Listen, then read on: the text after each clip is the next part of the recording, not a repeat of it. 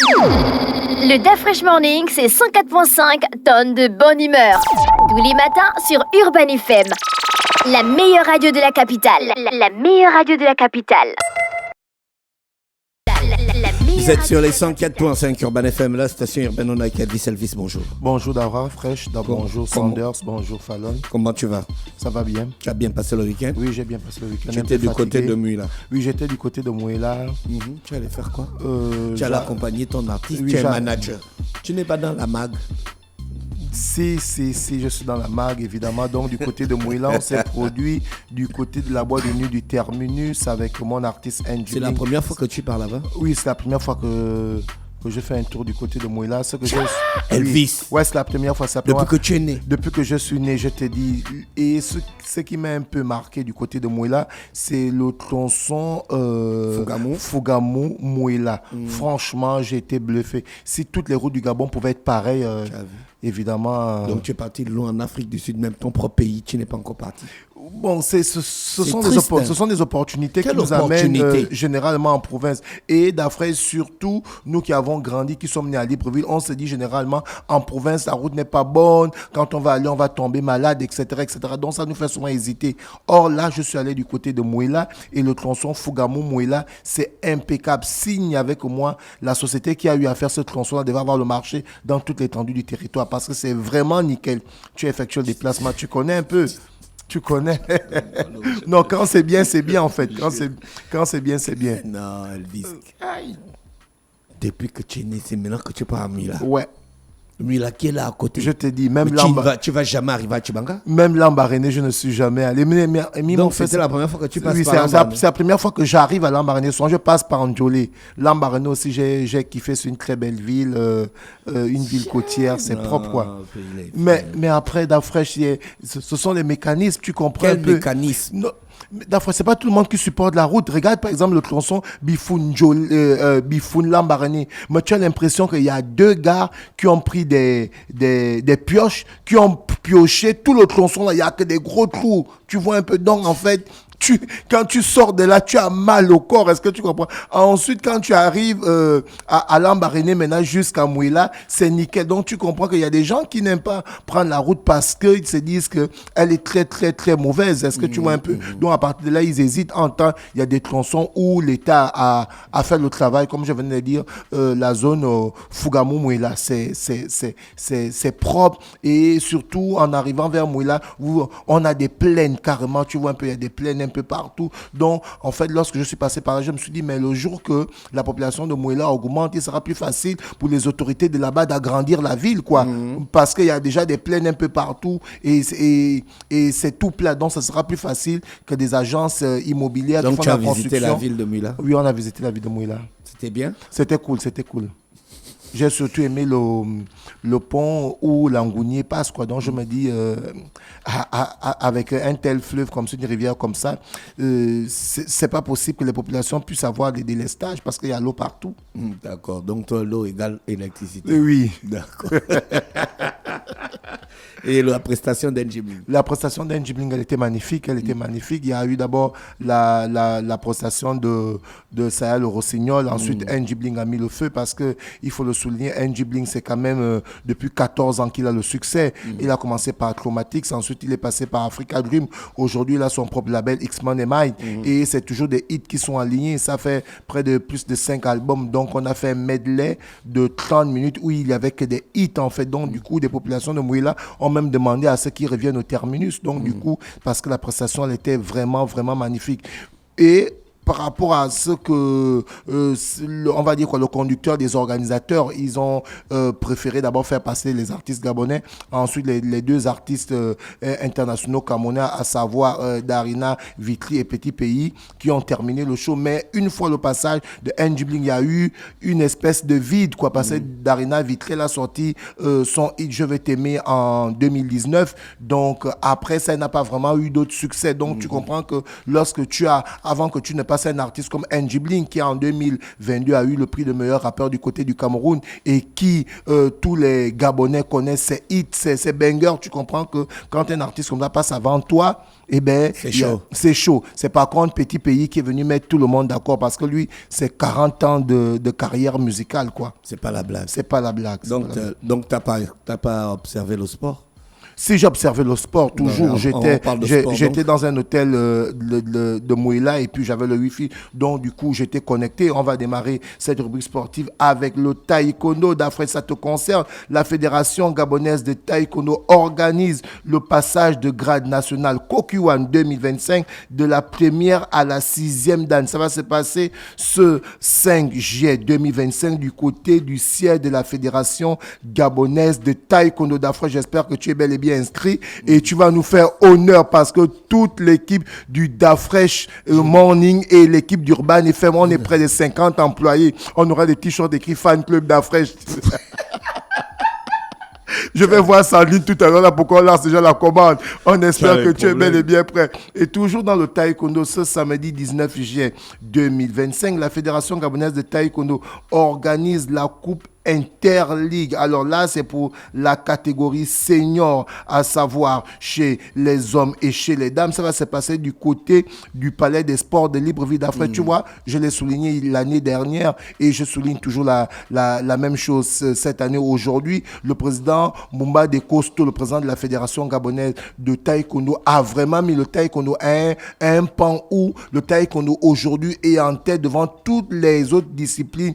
On va dire quoi, des arts martiaux, tu comprends un peu, parce qu'au niveau du taekwondo, on a eu la baby champion, on a eu la coupe Léon Folquet, tu vois, derrière, c'est-à-dire, après 2 ou 1 mois, tu as une compétition, ce qui fait que les athlètes de taekwondo qui seront qualifiés pour les Jeux de la jeunesse qui va se passer du côté de Dakar, il sera plus facile, tu vois un peu, non, aux sélectionneurs nationaux des petites catégories, au niveau du taekwondo, de sélectionner, tu vois un peu, parce qu'il y a eu plusieurs compétitions chez les jeunes jusqu'à chez les seniors qui fait en sorte que les athlètes sont sérieusement préparés. Est-ce que tu vois? Ce qui n'est généralement pas le cas dans certaines disciplines. Ensuite, on va parler de la Ligue de basketball de l'Estuaire qui aujourd'hui est dans le programme JET, à savoir Jeunes et Talents. La Ligue de basketball de l'Estuaire en partenariat avec la Fondation Ma Bannière a lancé évidemment à travers le projet JET Basketball qui a réuni près de 50 jeunes. Ce tournoi s'inscrit dans le programme Jeunes et Talents parrainé par le président de la République. Et derrière la vision du président de la République, c'est d'amener l'épanouissement non seulement aux jeunes Gabonais, mais aussi de permettre que demain, on puisse avoir des champions. Et pour avoir les champions de demain, il faut maintenant les préparer aujourd'hui. Donc ça s'est passé du côté du plateau sportif, du côté de Nzanyon, pour parler du terrain de la Naba Stadium. Et on a pu avoir quelques matchs qui ont démarré, notamment le samedi dernier au stadium de Nzanyon, où on a eu une belle rencontre qui opposait pour les catégories des U15 Assa qui était opposé à Don Bosco et ce sont les Akandais évidemment qui ont remporté le match. Akanda n'a pas laissé aucune chance évidemment à cette phase en s'imposant. Imaginez le score, les joueurs amenés par Willy Yannick Alogo qui est le manager de cette équipe, ils ont battu l'équipe de USA 68-15, donc près de 53 points d'écart. Donc c'est dire qu'au niveau de Don Bosco, Mikolongo amené par les coachs tels que Bertin Kombila, tel que on a le manager Yannick Alogo qui fait un très bon travail et Ahmad qui entraîne l'équipe de basketball de première division et celle des filles. Donc vous comprenez qu'il y a le travail qui se fait. Donc c'est à travers ce projet JET qui amène évidemment ces différentes disciplines sportives. On a parlé du judo, on a parlé du taekwondo aujourd'hui. C'est le basketball en passant par le football. Ces jeunes qui arrivent à s'exprimer. Et là, on a au niveau de la Fédération gabonaise de football qui lance ce tournoi. La Fédération gabonaise de football organise un grand tournoi de football féminin pour la promotion de la pratique de sport chez les filles. En fait, dans ce tournoi-là, on va dire quoi, le thème et la vision de la Fédération gabonaise de football, c'est renforcer l'esprit d'équipe et valoriser les talents de demain. Un festival 100% féminin, 100% jeune. Et tous ceux qui sont sont passionnés de l'ambiance festive pour remporter plusieurs trophées. Alors, ça va se passer le samedi 5 et le dimanche 6. Les inscriptions sont ouvertes pour tous ceux qui ont les équipes dans les catégories les U13 et les U15. Donc, d'après, tu vois que là, l'impulsion est vraiment lancée, en fait. Donc là, tout le monde, dans toutes les disciplines, va dans la préparation des U15, des U17, des U16. Parce qu'aujourd'hui, l'Europe l'a compris. Tu te souviens qu'il y a eu des petites vidéos qui sont passées lorsque Mbappé avait pratiquement 13 ans. Il faisait déjà les photos avec Cristiano Ronaldo. Il était déjà annoncé comme la future grande star. Ça s'est fait. La même chose s'est passée du côté de Barcelone avec Lamine Yamal. Donc les Européens ont compris que pour avoir les grands champions de demain, il faut évidemment préparer la relève. Et ça se passe où? Ça passe par la formation des petites catégories. Et c'est ce qui se fait un peu sur le plan national depuis pratiquement l'arrivée des autorités de la transition et le redémarrage du championnat national de football de première division et de deuxième division. Et il y a des disciplines sportives telles que la Fédération gabonaise de taekwondo qui arrive à organiser des événements, sans compter la Ligue de l'Essuaire de volleyball ou de handball ou de basketball. Là, on reste toujours dans le football pour parler de la Fédération gabonaise de football qui était à son 63e congrès quelque part dans un hôtel de la place où Pierre-Alain Mungengi, le président de cette structure, a confirmé la participation du football canon 105 qui a terminé deuxième du championnat national. D'Afrique, le championnat national a été remporté par Manga Sport et le football canon 105 a terminé deuxième. Vu qu'il n'y a plus la Coupe du Gabon, est-ce que tu comprends? Parce que généralement, au niveau du Gabon, on suit un peu comment ça se passe ailleurs. Le vainqueur du championnat est qualifié pour aller jouer évidemment la Ligue des champions africaine et le vainqueur de la Coupe va jouer la Coupe de la CAF. Est-ce que tu comprends? Mais vu qu'on n'a pas de Coupe du Gabon, c'est le deuxième qui va aller jouer la Coupe de la CAF. La Coupe de la... Est-ce que tu vois un peu? C'est logique en fait. Oui, c'est suivi. Donc on n'invente pas, on ne doit pas amener le 4e ou le 5e, non. Donc c'est suite à cela que le président de la Fédération gabonaise de football, Pierre-Alain Mungengi, a confirmé la participation du football canon 105 et il a assuré ce dimanche dernier du côté d'un hôtel de la place où il y avait le 63e congrès ordinaire de la structure et le football canon 105 qui a terminé deuxième du National Foot sera inscrit prochainement de la Coupe de la CAF et voilà, ça a été confirmé par le président de la Fédération gabonaise de football. On espère que derrière, ça va suivre. D'après, on reste dans le football. Là, on va aller du côté du mondial des clubs. J'espère que tu es au parfum comme tu l'es toujours. Tu suis. Et on a eu déjà 4 rencontres des 8e de finale de cette Coupe du monde des clubs. Nouvelle version, il faut le souligner. On a eu la victoire de Palmyra 1-0 face à Botafogo. Ça s'est joué samedi. Ensuite, on a le Benfica qui a été écrasé par le football club de Chelsea, ton club, 4-1.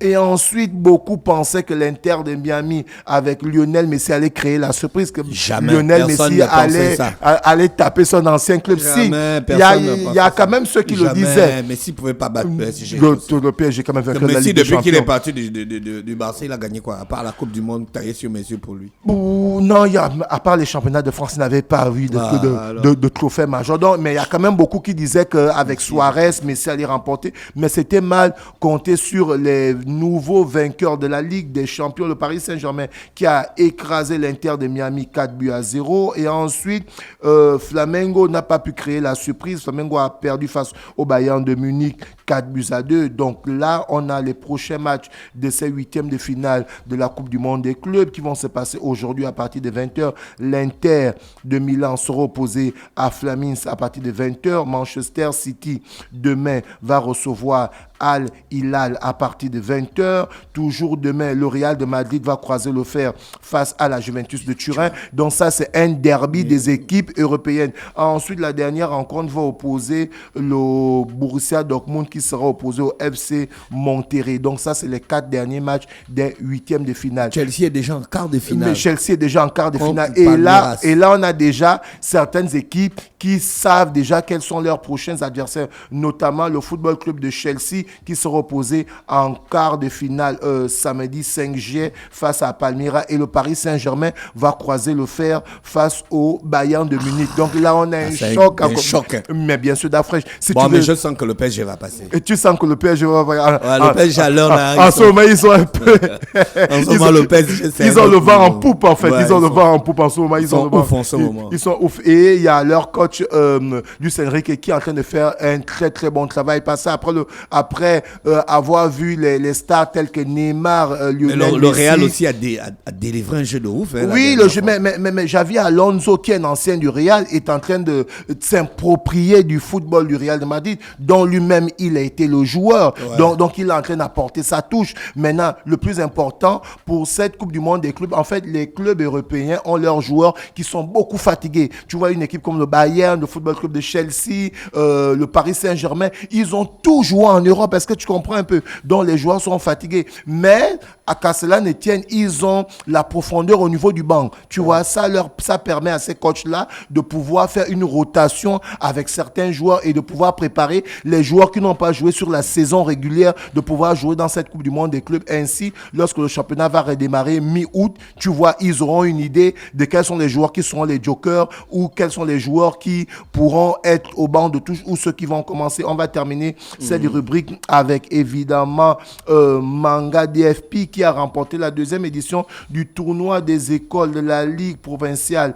de handball de l'Est. Hier, ça s'est passé le week-end et c'était évidemment une très très bonne compétition. Donc du coup, Manga DFP qui a remporté cette deuxième édition du tournoi des écoles de la Ligue provinciale de l'Est. Et d'Afriche, on finit cette rubrique avec cette notice. Le football gabonais est encore en deuil après la perte de Boupenza du côté de la Chine. Là, le National Foot de première division vient de perdre un très bon joueur, un futur grand joueur, cet espoir gabonais Kevin Mbakogo, qui est un footballeur gabonais professionnel et qui est décédé hier d'après ce que les autorités disent, par arrêt cardiaque. Lui, il évoluait, ce jeune attaquant évoluait du côté du Vautour Club. Donc voilà ce décès et il était déjà en sélection A. Il était prêt sûrement à monter en puissance l'année qui allait, c'est-à-dire la saison